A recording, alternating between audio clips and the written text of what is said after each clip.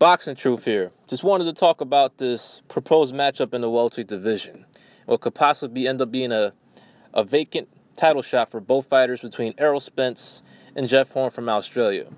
Now, I finally got to watch Jeff Horn fight for the first time, and I came away pretty impressed with the way the guy fights, how he performs, his skill set, what he brings to the table. And let me tell you guys, Jeff Horn is a real fight for Errol Spence.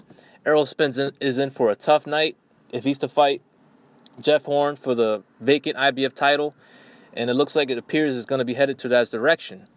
And Jeff Horn, he's rated number 2 by the IBF. He's coming off a recent performance against an opponent that was 20-1. I forgot his name, and he looked good, man. The guy's a good fighter. He's skillful. He's slick. He's got good defensive moves. He can punch off angles. He's a really good boxer, very sharp, technically sound, can put his punches together, solid power, good speed. He doesn't do nothing great. He doesn't have a great power or great speed, but he does everything exceptionally well. And I like how he puts his punches together.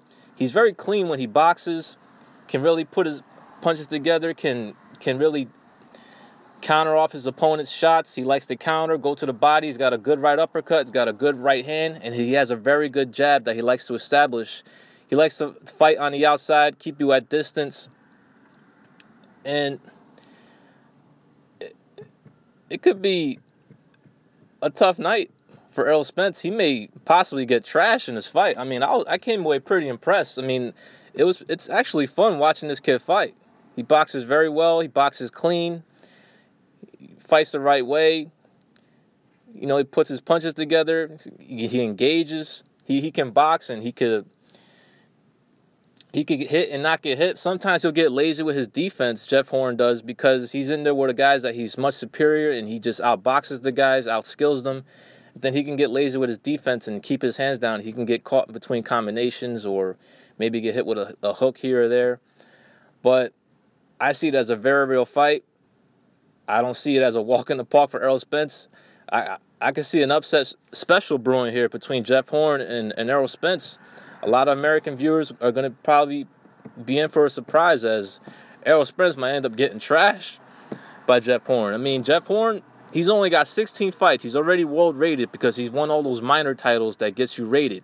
And when you look at his resume, this guy hasn't been babied. He hasn't been coddled. He's been fighting some solid opposition. He's been taking step-up fights for quite some time, fighting guys with a lot of experience or former world title holders, guys around, within the welterweight division, coming off, winning streaks and momentum going into fights.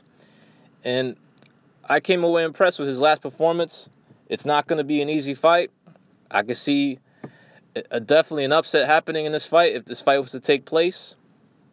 Errol Spence, he's good. He's coming from the 2012 Olympic class, but, he's been babied. He hasn't been fighting the type of opposition that he should be fighting, given his talent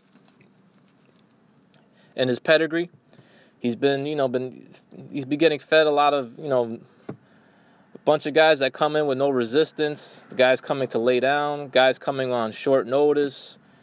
Just a bunch of look good fights so far throughout his progression of his career. It hasn't been a great progression, and that's what happens when you sign with Al Heyman outright. He's not really the best matchmaker, hasn't really proven that he can develop prospects properly. And I feel Jeff Horn has gotten a much better learning curve throughout the progression of his career based on the opposition that he's been fighting.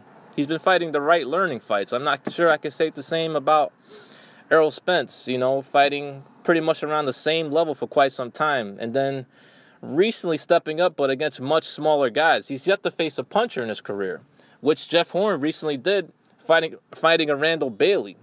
I mean, Randall Bailey is no great fighter, but he's a legit puncher, a former world champion, and Jeff Horn stopped him. So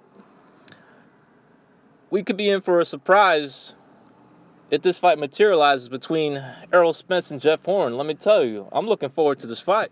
It's going to be the first real fight for Errol Spence, and Jeff Horn ain't intimidated. He said bring Errol Spence on.